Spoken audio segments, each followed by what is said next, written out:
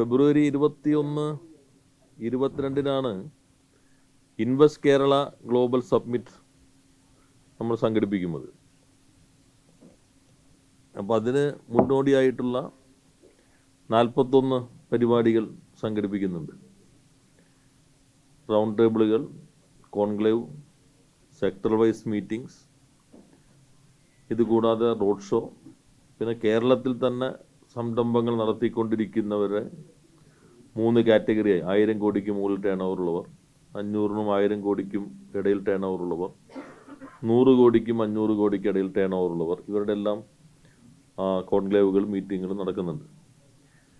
ഓരോ മീറ്റിംഗും കഴിയുമ്പോഴാണ് അതാത് മേഖലയിൽ നിന്ന് എത്രമാത്രം പുതിയ ഇൻവെസ്റ്റ്മെൻറ്റ് നമുക്ക് കൊണ്ടുവരാൻ കഴിയും എന്ന് കണക്കാക്കുന്നത്. അതോടൊപ്പം കേരളത്തെ ഷോക്കേസ് ചെയ്യാൻ ശ്രമമായിട്ടാണ് നമ്മൾ റോഡ് ഷോ സംഘടിപ്പിക്കുന്നത്. അതിലിപ്പോൾ ചെന്നൈ റോഡ് ഷോ കഴിഞ്ഞു, ബാംഗ്ലൂർ കഴിഞ്ഞു, ഇന്നലെ മുംബൈ ആയിരുന്നു, ഇന്നിപ്പോൾ ഡൽഹിയിൽ രാവിലെ റോഡ് ഷോ കഴിഞ്ഞു. അപ്പോൾ നല്ല പ്രതികരണമാണ് എല്ലാ റോഡ് ഷോയിൽ നിന്നും ലഭിക്കുന്നത്.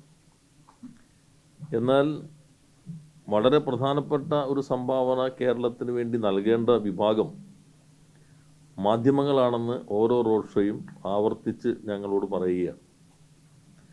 കാരണം നമ്മൾ കേരളത്തെ അവതരിപ്പിക്കുമ്പോൾ ഇതെല്ലാം കേൾക്കുന്നവർക്ക് പുതിയ അറിവുകളാണ്.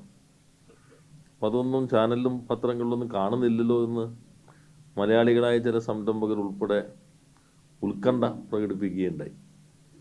അപ്പോൾ നിങ്ങൾ കൂടി ഒന്നിച്ചിറങ്ങിയാൽ വലിയ മാറ്റം ഉണ്ടാക്കാൻ കഴിയുമെന്നാണ് പ്രതീക്ഷിക്കുന്നത്.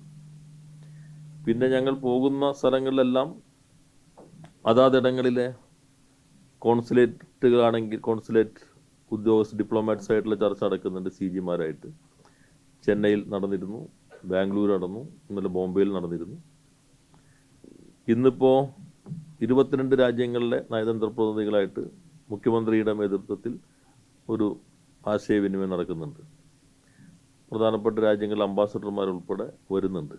അപ്പോൾ നമ്മൾ ആദ്യമായിട്ടാണ് ഇങ്ങനെ ഒരു സ്ട്രക്ചേർഡായ പരിപാടിയുമായി കേരളത്തെ ഷോക്കേസ് ചെയ്യാൻ ശ്രമിക്കുന്നത്. ഇനി ഇത് കഴിഞ്ഞാൽ ദുബായിൽ വെച്ച് മിഡിൽ ഈസ്റ്റിൻ്റെ ഒരു റോഡ് ഷോ ഉദ്ദേശിക്കുന്നുണ്ട്, ജനുവരി 12, 13.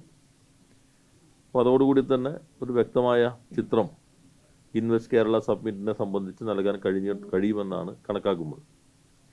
മുംബൈയിൽ നടന്ന മുംബൈയിലെ ഞങ്ങളുടെ സന്ദർശനത്തിൽ പ്രധാനമായും ടാറ്റ ഗ്രൂപ്പിൻ്റെ ചെയർമാൻ ശ്രീ ചന്ദ്രശേഖറുമായിട്ട് 1 മണിക്കൂറോളം ഞങ്ങൾ ചർച്ച നടത്തുകയുണ്ടായി, ടാറ്റ സൺസ്.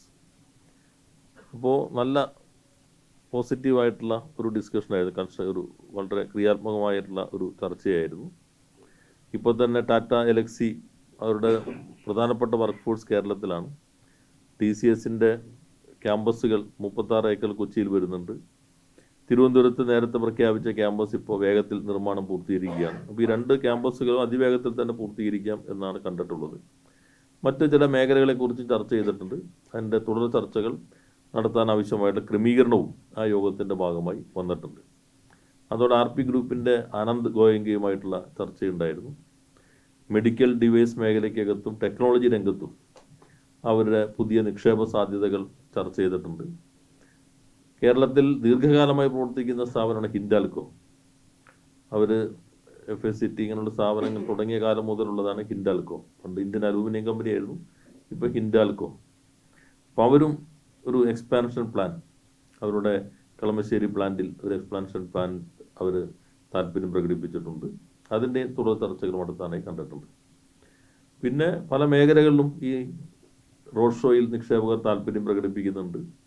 അതിൻ്റെ ഫോളോ അപ്പിനായിട്ടുള്ള ഒരു മെക്കാനിസം KSIDC വഴി രൂപപ്പെടുത്തിയിട്ടുണ്ട്. അപ്പോൾ സമ്മിറ്റ് വരുന്നതിന് മുമ്പ് തന്നെ ഞങ്ങളൊരു കൃത്യമായ ഒരു ധാരണ എത്ര ഇൻവെസ്റ്റ്മെൻറ്റ് നമുക്ക് അതുവഴി കൊണ്ടുവരാൻ കഴിയും എന്ന് രൂപപ്പെടുത്താൻ കഴിയുമെന്നാണ് പ്രതീക്ഷിക്കുന്നത്. എല്ലാ മേഖലയിലും നമ്മളിപ്പോൾ പ്രധാനമായിട്ട് 22 പ്രയോറിറ്റി സെക്ടേഴ്സാണ് കണ്ടിട്ടുള്ളത്.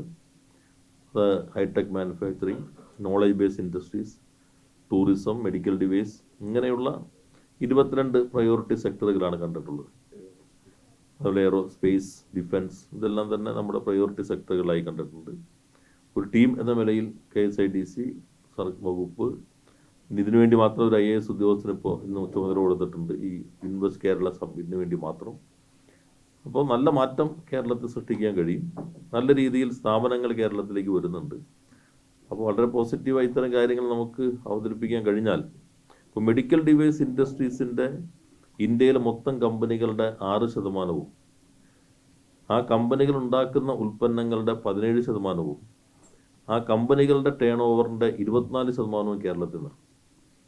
നമ്മളാകെ 1.16% സ്ഥലവും 2.8% ജനസംഖ്യയുള്ളൂ. അവിടെ നിന്നാണ് ഏറ്റവും കൂടുതൽ 24%, 1/4 ടേൺ ഓവർ കേരളത്തിലെ കമ്പനികളാണ്. ലോകത്തിലെ ഏറ്റവും വലിയ ബ്ലഡ് ബാഗ് ഉണ്ടാക്കുന്ന കമ്പനി ആയാലും, കൃത്രിമ പല്ല് ഉണ്ടാക്കുന്ന കമ്പനി, ഹാർട്ട് വാൽവിൻ്റെ കമ്പനി, ഇങ്ങനെ പുതിയ പുതിയ സ്ഥാപനങ്ങളും നിലവിലുള്ളതും എക്സ്പാൻഡ് ചെയ്തുകൊണ്ടിരിക്കുന്നുണ്ട്. സ്പൈസ് പ്രോസസ്സിങ്ങിൽ നമ്മളാണ് ലോകത്തിൽ ഒന്നാമതും എടുക്കുന്നത്. നിങ്ങൾക്ക് എല്ലാവർക്കും അറിയാവുന്നതുപോലെ ടൂറിസം നല്ല സാധ്യതയാണ്. ഇന്ത്യയിൽ ഏറ്റവും കൂടുതൽ 5 സ്റ്റാർ ഹോട്ടലുകളുള്ള സ്ഥലം കേരളമാണ്. ഈ ചെറിയ ഭൂമിയിലാണ് ഇന്ത്യയിൽ ഏറ്റവും, മഹാരാഷ്ട്ര 2ാമതും, ഡൽഹി, ഗോവ 3ഉം 4ഉം ആയിട്ടാണ് എടുക്കുന്നത്.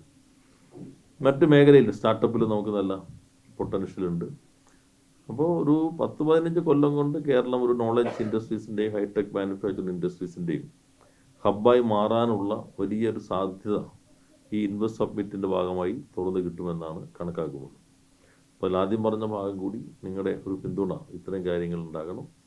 ലോകോത്തര കമ്പനികൾ പ്രവർത്തനം ആരംഭിക്കുമ്പോൾ അത് ലോകത്തിലേക്ക് എത്തിക്കാൻ മാധ്യമങ്ങളുടെ പിന്തുണ. ഇപ്പോൾ IBMൻ്റെ ചരിത്രത്തിൽ ആദ്യമായിട്ടാണ് 2 വർഷത്തിനുള്ളിൽ 2 ക്യാമ്പസ് ഉദ്ഘാടനം ചെയ്യുന്നത്. ലോകത്ത് ഒരിടത്തും അവർ ചെയ്തിട്ടില്ല.